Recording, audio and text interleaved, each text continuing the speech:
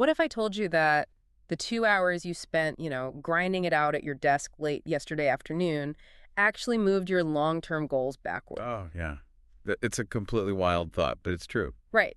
I mean, if you are the type of person who regularly closes your laptop with burning eyes and a completely fried brain, only to hear that nagging voice whisper that you didn't actually get anything meaningful done today, well, you are in exactly the right place. Absolutely. Consider this deep dive the ultimate antidote for anyone who feels like they are just constantly hustling but somehow getting absolutely nowhere. It really is this fascinating paradox of the modern knowledge worker. I mean, we are executing more tasks, sending more messages, and logging more hours than at any point in history. Yeah, but we're all exhausted. Exactly. The ambient feeling across the board is just a profound lack of clarity and fulfillment. We treat ourselves like servers that just need a bit more processing power rather than actual biological systems. Oh, that's a great way to put it. We aren't machines. Right. I mean, nature never rushes, yet absolutely everything gets done. The seasons cycle, ecosystems regenerate, and all of it happens without that frantic, manufactured urgency we force upon ourselves. Which is so exhausting. It really is. Yeah. So today, we are tracing a roadmap out of that urgency. And we're going to look at the illusion of time management, the actual mechanics of natural energy cycles, and ultimately redefine what the internal architecture of success actually looks like. Okay, let's unpack this. We have an incredibly transformative stack of readings today. We really do. And our mission here is basically to synthesize all of this and dismantle the very foundation of hustle culture. Because, we've been culturally conditioned to believe that success requires just relentless effort. The whole no pain, no gain mentality. Exactly. That sacrificing sleep, pushing through brain fog, and just gritting our teeth is the entry fee for achievement. But our sources today argue that this linear, nonstop effort is precisely what is breaking our cognitive machinery. It's actively working against us. Right. So let's start with the biggest trap laid out in one of our sources, the alchemy of purposeful progress.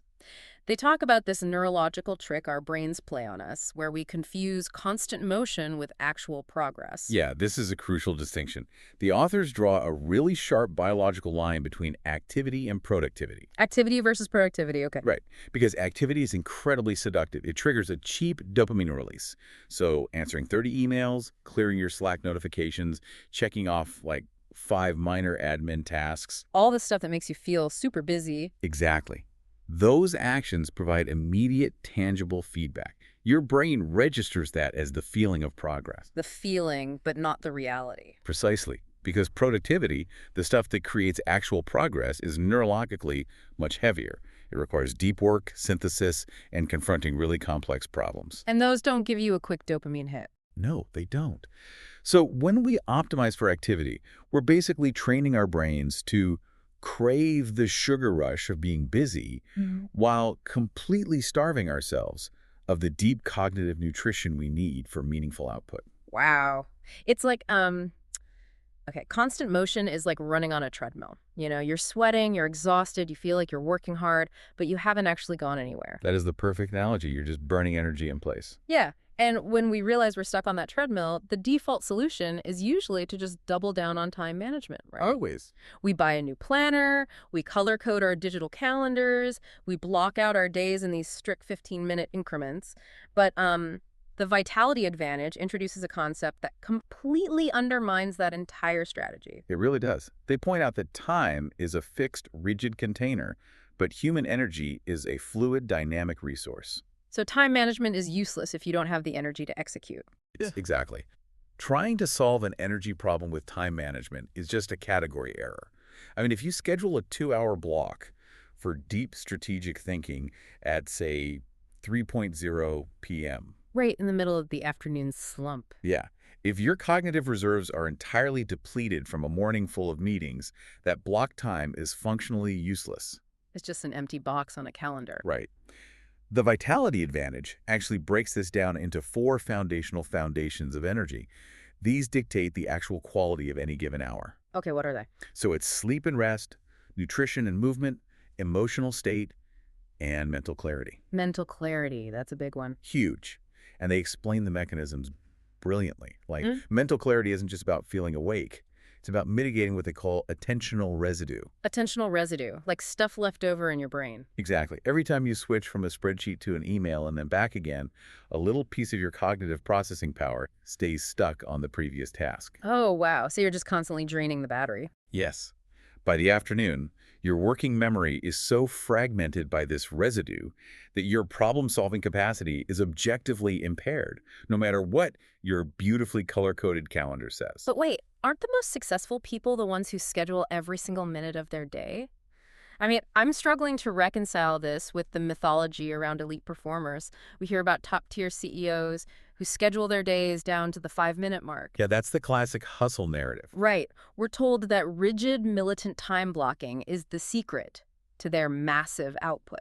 What's fascinating here is how wildly we misinterpret those habits.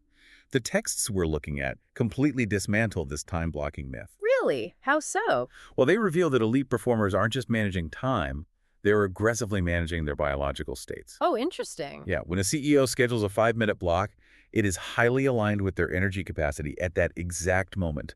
Applying a rigid schedule without being aware of your energy leads to something the sources call negative progress. Negative progress. That sounds terrible. It is. If you force low-quality, depleted energy into a complex task, your error rate just skyrockets.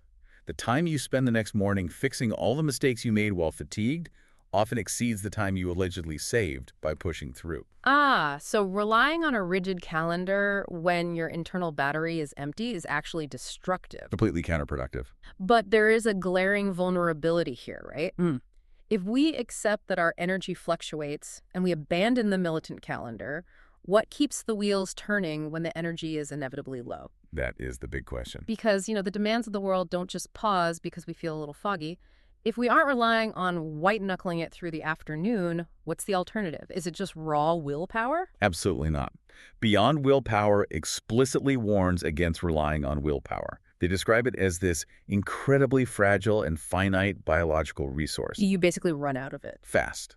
Willpower requires massive amounts of glucose in the prefrontal cortex. That's the part of your brain responsible for executive function and overriding impulses. Every single choice you make, from what shirt to wear, to how to phrase a sensitive email, to deciding which project to start on, it all burns through that glucose. That's decision fatigue, really. Exactly. By mid-afternoon, your prefrontal cortex is totally exhausted. So your brain just defaults to the path of least resistance, which usually means mindless scrolling or that fake productive busy work. Wow. Yeah, if your professional output depends entirely on your daily reservoir of willpower, your consistency is going to completely collapse. Instead of asking, do I feel like doing this today? A system quietly answers, this is simply what happens next. Here's where it gets really interesting. Think about willpower like a smartphone battery. Oh, I like that. Every decision you make drains the battery a little bit more. By 3 p.m., you're at like 3% and the whole system starts lagging. It goes into low power mode. Exactly. Building systems is like just plugging the phone into the wall. It takes a second of effort to plug it in, but once it's connected, you aren't relying on the battery anymore. The current just flows. That's a great way to look at it. The text highlights 3 core elements of these supportive systems to help keep you plugged in, so to speak. Okay, what are they? First, routines that reduce decision fatigue, like standardizing your morning workflow so the first hour of your day takes 0 executive function. That makes sense. Just put it on autopilot. Exactly. Second, environments that support focus. Because if your phone is sitting right there in your peripheral vision, your brain is actually burning background energy, just actively suppressing the urge to grab it. I do that all the time. Right. So removing the visual cue preserves the energy. And third, habits that anchor the day. These act as stabilizing cues for your nervous system, signaling when it's time to transition into or out of deep work. And the reason we are so desperately in need of these systems is because, honestly, we are out of sync with our natural rhythms. Profoundly out of sync. Yeah, the architecture of natural flow and the rhythm of effort both talk about this. We aren't linear. Human energy is cyclical, not a flat line. Nature thrives through balance growth, and rest exists together. And we are governed by these things called ultradian rhythms. They're biological cycles that run roughly every 90 to 120 minutes throughout the day. Okay, so it's a constant up and down. Yes. You have a peak of high-frequency brain activity where focus and complex problem-solving are totally optimized. But that has to be followed by a trough where your brain literally needs to consolidate information and clear out metabolic waste. But we usually just drink an espresso and push through the trough. Right. And when we try to override that necessary rest with caffeine or just sheer stubbornness, we trigger a stress response. We flood our bodies with cortisol and adrenaline just to stay awake. Which just guarantees a massive crash later. Exactly. The texts emphasize a very specific instruction here. Align your most demanding work with your peak energy and step back without guilt when your focus drops. Step back without guilt, that is so hard for people to do. It really is. But rest is part of the process. It's a functional prerequisite for the next cycle of work, not a reward you earn after you've burned yourself out. Okay, so we have our systems in place, and we are finally respecting our natural rhythms. But what actually goes into those systems? That's the catch, isn't it? Right. Because if we don't filter our tasks, our perfectly designed systems will still just collapse under the sheer weight of trying to do everything. Yeah, if you pour muddy water through a state-of-the-art filter, the filter still clogs. Exactly. Which brings us to the concept of radical simplicity from the quiet strength of radical simplicity. The core idea there is that complexity drains energy, while simplicity restores it. So overwhelm isn't about hard work. No, overwhelm rarely comes from a task being too difficult. It comes from doing too many things. It's the cognitive weight of holding too many open loops at once. Like having 50 tabs open in your brain. Yes. Every unread email, every vague commitment, it acts like an open application quietly eating up your RAM until your mental computer just freezes. And the architecture of intentional action says the antidote to this is intentional action, which requires discernment. It's the power of the pause. Right. Taking a breath and asking, is this strictly necessary? Does this actually move me toward what truly matters? Yes, pausing before committing to yet another task. But let me ask you, because I know what some people are thinking, how do you tell the difference between radical simplicity and just, avoiding hard work or shirking responsibilities? It's a really valid question. Mm-hmm. And the texts are very clear. Radical simplicity is not about restriction or laziness. It is about rigorous refinement. Refinement. Okay. In fact, staying busy with trivial tasks is often the ultimate form of laziness because it lets you feel productive without ever actually doing the difficult, meaningful work. Oh, wow. Hiding behind busyness? Exactly. It takes immense courage to say no and be genuinely selective. When you strip away the endless minor fires and redundant meetings, you can't hide behind being busy anymore. You're left staring directly at the few complex responsibilities that actually matter. You lose your excuse. You can't say, well, I didn't write that proposal because I was doing emails all day. Precisely. And the concept here is that doing less doesn't reduce your results. It actually amplifies them. Because your energy is finally directed rather than diluted across 50 different tabs. Exactly. So what happens when we fail to simplify? When we completely ignore our rhythms, keep the 50 tabs open, and just try to muscle our way through the week? The sources warn of a very specific kind of burnout. And it's one that demands a total redefinition of what success actually is. The architecture of sustainable performance frames this burnout not as some dramatic collapse, but as a quiet buildup of misalignments. Yes, biologists call it allostatic load. It's the cumulative wear and tear from chronic unmanaged stress.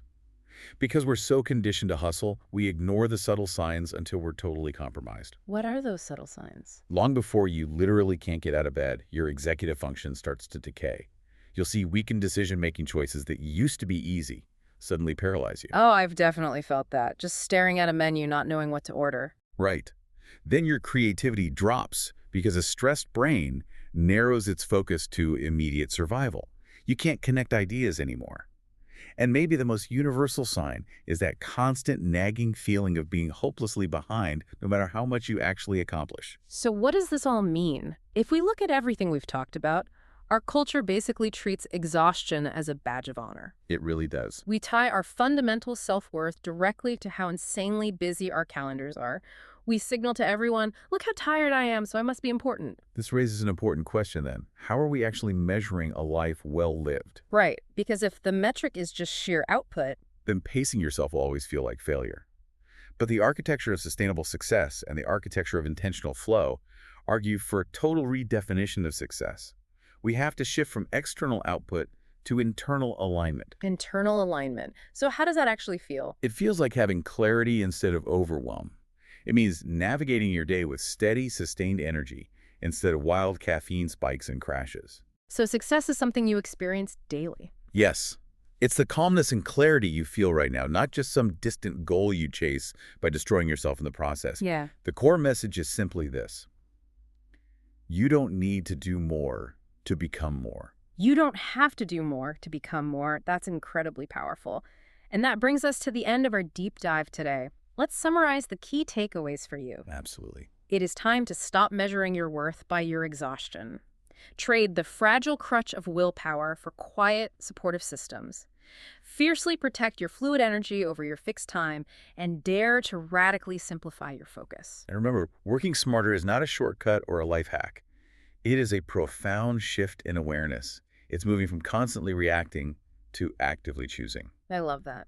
Well, I want to leave you with a final lingering thought to explore on your own today. If you truly believed, like, down to your bones, that you didn't have to prove your worth by how exhausted you were today, what is the very first thing you would choose to do differently tomorrow morning? That's a great question to reflect on. Take that with you.